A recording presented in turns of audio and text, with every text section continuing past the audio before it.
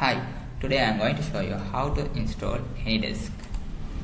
First we have to go to the web browser, maybe Google Chrome or Opera or anything, and type AnyDesk and download now. Download, maybe we can get it the latest version.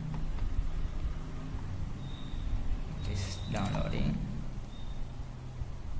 5 MB small file.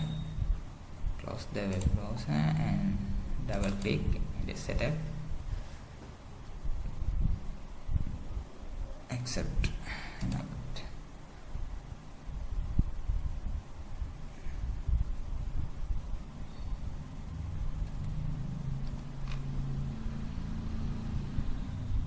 Open the app.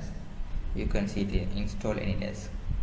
You have to press this install AnyDesk on this device, and if you want the automatic update enable or not, create the shortcut from the desktop and install printer. I untick the install AnyDesk printer and accept.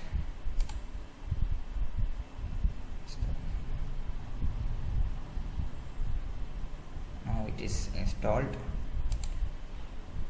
You can use it for the remote purpose, log into the another laptop or desktop, or otherwise maybe you can give your address to someone else to log in your laptop or desktop.